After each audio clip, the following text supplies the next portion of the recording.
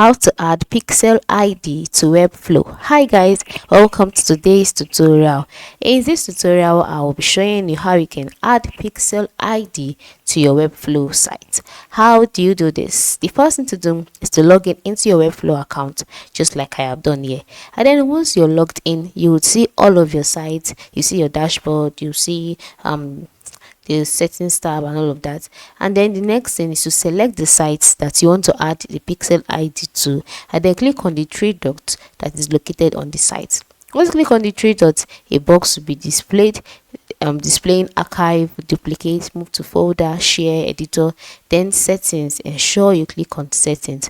Once you click on settings, the page will load, and then you'll be directed to the site settings page. Now on this page, you would see general settings. Scroll down until you see Facebook ID. Okay, we can't see it here. Let's scroll up again until we see it, okay.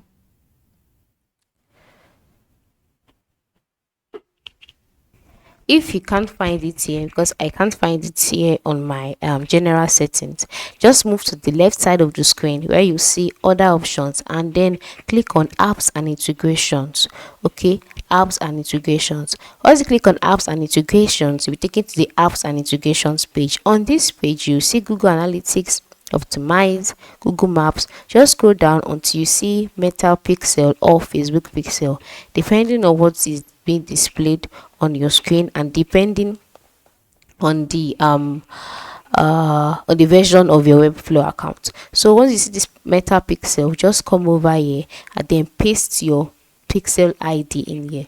Once you paste your pixel ID in here, the save icon will come alive. Click on it, and then once it is saved, the pixel ID will be added automatically to your account. So how do you get a pixel ID? Just log in into your Facebook account, navigate through to the event manager, and then get your ID, and then come over here, paste it and save it, and just like that, your pixel ID will be added to your Webflow account. So go ahead and try it out today. Thanks for watching.